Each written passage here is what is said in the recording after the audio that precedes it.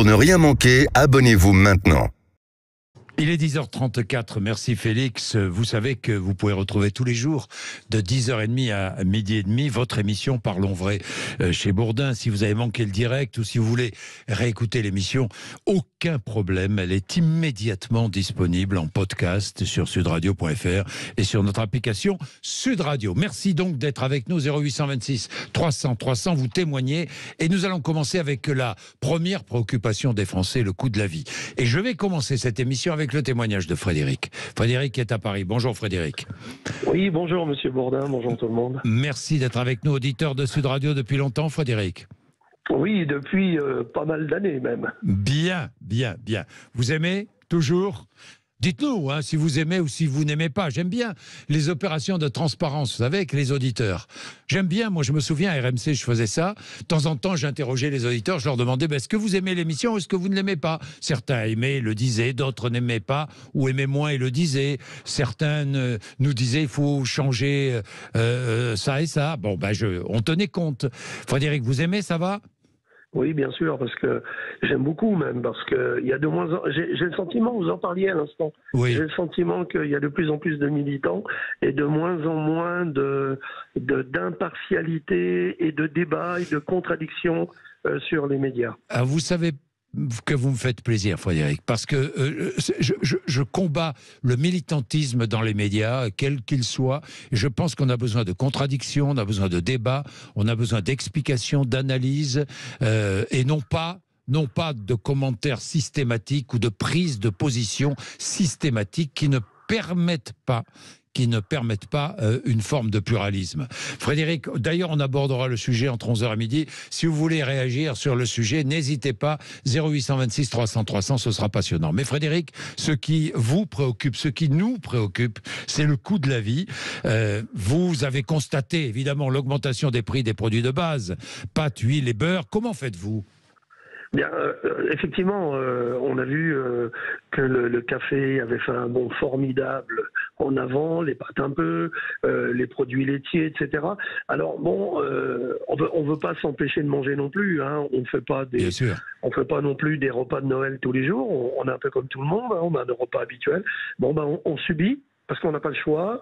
Quand on veut faire dans nos repas quotidiens, si on veut faire de l'extra, là, sur les extras, on va un peu plus regarder les coûts, on va comparer beaucoup plus. Mais bon, dans les repas habituels, dans la vie habituelle, c'est un peu comme l'essence, la nourriture. On n'a pas le choix. On n'a pas le choix. Donc, l'essence, il faut rouler. Donc, quel que soit le prix, on fait le plein. Et manger, les pâtes, les pommes de terre, le café, on n'a pas le choix. Alors, on pourrait toujours prendre moins cher et prendre des cafés de mauvaise qualité. Mais bon, si c'est pour ne plus avoir le plaisir de manger, le plaisir de boire le café, on reste sur les marques qui nous conviennent en termes de goût. Mais on constate ça. Alors, vous avez changé votre manière de faire vos courses, Frédéric ? Oui, parce que on était habitué à un magasin, un supermarché. Oui. Maintenant, on a tendance à en faire d'autres, à aller voir. On va chez l'un, on va chez l'autre, on va chez le troisième. Et alors, on perd plus de temps parce qu'en fait, pour faire les mêmes courses, on fait 3 ou 4 magasins. Oui, c'est vrai. Mais c'est vrai ce que vous dites. Et les prix sont comparés et évidemment, les courses prennent plus de temps. Alors, je sais que vous êtes nombreux à faire. Quelles sont vos astuces ? Comment faites-vous pour lutter contre cette hausse des prix ? Merci Frédéric. Vous voulez ajouter quelque chose ou pas ? Non, je crois que je suis un peu le porte-parole de beaucoup, là. Voilà, vous êtes oui, Frédéric, vous êtes le porte-parole de beaucoup, mais c'est souvent le cas lorsqu'on a un témoignage sur l'antenne de Sud Radio. Et c'est pour ça que j'aime bien les témoignages, parce que ils servent de porte-parole à une minorité de personnes, une minorité ou pas d'ailleurs, à des personnes qui n'osent pas prendre la parole, ne veulent pas, etc. Merci Frédéric. Merci d'être avec nous. Lionel Mauguin est en direct, auteur de l'enquête dans le magazine 60 millions de consommateurs sur les profiteurs de la crise de l'inflation. Lionel Mauguin, bonjour. Bonjour. Merci d'être avec nous. Alors, les prix ont fortement augmenté. Il y a eu encore confirmation depuis janvier. Les Français achètent moins. C'est aussi l'une des constatations faites actuellement. Inflation sur les produits de l'Observatoire de l'inflation, plus 16% depuis janvier. Les distributeurs ont constaté une hausse de leur chiffre d'affaires depuis janvier, mais une forte baisse du volume des ventes au premier trimestre et une baisse du chiffre d'affaires de 5% sur un an. Ça veut dire, Lionel Mauguin, que les prix ont augmenté, ça veut dire que les Français achètent moins. Évidemment, ils achètent moins parce que les prix ont augmenté de telle manière qu'on est obligé de limiter sa consommation. Et l'auditeur disait qu'il n'en était pas réduit à ne plus manger, mais enfin, on sait maintenant qu'il y a des Français qui sautent des repas du fait du prix de l'alimentation. Il y a un tiers des étudiants, par exemple, qui sautent des repas maintenant parce qu'ils n'ont pas les moyens de suivre le rythme des hausses de prix. Et donc, on est dans une situation où les prix augmentent d'1% tous les mois. 1% tous les mois, oui. Ouais, depuis le début de l'année, c'est 1% tous les mois, et donc 1 à 2% même. Et donc, ça devient très, très compliqué de s'en sortir. Et je vous confirme que malheureusement, ça va durer jusqu'au mois de juin, ce rythme de hausse. Et on espère vraiment qu'il y aura une prise, enfin, que les différents maillons de la chaîne, fournisseurs, distributeurs, feront un effort sur leur marge. Oui. À partir du mois de juin et dès à présent avec le trimestre anti-inflation. Oui, évidemment, évidemment. Alors, quels sont les produits un peu délaissés par les consommateurs? Vous êtes à 60 millions de consommateurs. Fruits et légumes, poissonnerie, avant tout?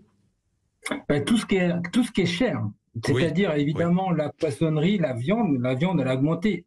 De manière générale, nous, on a les prix sur 100 000 références dans 10 000 magasins. Donc, à 30% de hausse depuis un an, c'est pas possible de suivre. Et donc, la viande est devenue... les gens achètent beaucoup moins de viande, beaucoup moins d'alcool, beaucoup moins de prix avec une certaine valeur ajoutée. Et on se limite aux produits de base et on redescend à acheter des premiers prix.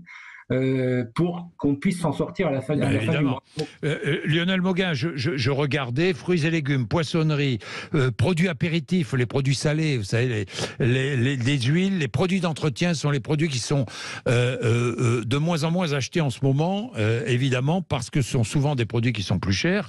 Alors, vous dites, il y a des profiteurs de l'inflation, mais qui sont ces profiteurs de l'inflation ?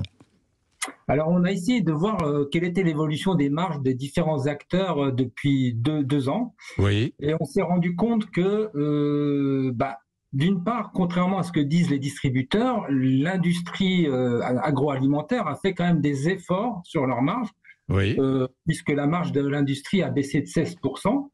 La marge agricole, et pas simplement des exploitants agricoles, a augmenté de 12%, mais dans ces 12%, il faut intégrer tout ce qui a été spéculation sur les marchés des matières premières agricoles qui ont eu lieu au mois de juin. Au mois de juin, il y a 8 opérations d'achat sur 10 sur les matières premières agricoles qui n'étaient pas le fait de l'industrie, mais le fait de spéculateurs, banques d'affaires américaines et multinationales du fret. Et donc ça a amplifié l'inflation qu'on connaît actuellement, et c'est un peu pour ça qu'on peut le pointer, c'est que s'il n'y avait pas eu la spéculation des banques américaines juste au moment du conflit ukrainien, on estime que les prix seraient plus bas de 40%, vous voyez. Enfin, l'inflation serait plus basse de 40%. Donc il y a une amplification malheureusement de l'inflation du fait de la spéculation menée par ceux qui faisaient le transport. Donc l'inflation est nourrie par la spéculation, on est bien d'accord, alors que les industriels de l'agroalimentaire ont fait quelques efforts. C'est ça, c'est exactement ça. Alors que les distributeurs... Et les distributeurs eux-mêmes n'ont pas fait d'efforts particuliers sur leur marge. Non, la marge des distributeurs a baissé de 1% depuis 2 ans, essentiellement due à la hausse des salaires dans la distribution. Donc il y a des pratiques qui demeurent chez les distributeurs. Par exemple, une pratique qui consiste à acheter au prix de de 2021 et à augmenter le prix sur l'étiquette, alors qu'on achète aux fournisseurs au même tarif, en misant sur une rupture du contrat. Donc ça, c'est particulièrement déloyal. Après, il y a eu des fournisseurs aussi qui avaient des pratiques un peu curieuses. Les fournisseurs de bière, par exemple, ont proposé des hausses de tarifs aux distributeurs qui allaient du simple au double. Et on se demande bien pourquoi. Oui. Donc, il y a une sorte de partie de poker menteur, de bluff entre distributeurs et fournisseurs qui est un peu préjudiciable aux consommateurs. Est-ce qu'on peut envisager de nouvelles négociations commerciales dans l'urgence compte tenu de l'augmentation de l'inflation? Négociations Il le faut. Là, le trimestre anti-inflation, les distributeurs ont l'air de faire des efforts, et là, on peut quand même je suis en train de travailler là-dessus pour voir quel est le plus généreux. On va essayer de sortir un comparatif, mais dès qu'on aura atteint le mois de juin, il faudra que les fournisseurs et les distributeurs renégocient, parce que maintenant, le prix de l'énergie, le prix des matières premières agricoles ont bien diminué. Et il faudrait vite répercuter ces baisses sur le prix à la consommation. Merci beaucoup Lionel Mauguin. Évidemment, pensons aux consommateurs. Il faut que tous pensent aux consommateurs. Merci Lionel Mauguin. Merci, il est 11h moins le quart. Évidemment, vous suivez l'actualité sur l'antenne de Sud Radio et je vais parler de Parkinson. Pourquoi ? Parce que c'est une maladie qui progresse. 270 000 Français en souffrent. 25 000 personnes diagnostiquées chaque année en France. C'est la journée mondiale ce mardi de la maladie de Parkinson qui affecte aussi les plus jeunes. Aucun traitement pour en guérir ou en ralentir la progression. Aujourd'hui, le professeur David Devos, neurologue, pharmacologue, spécialiste des mouvements anormaux au CHU de Lille, est notre invité ce matin sur Sud Radio dans 2 minutes.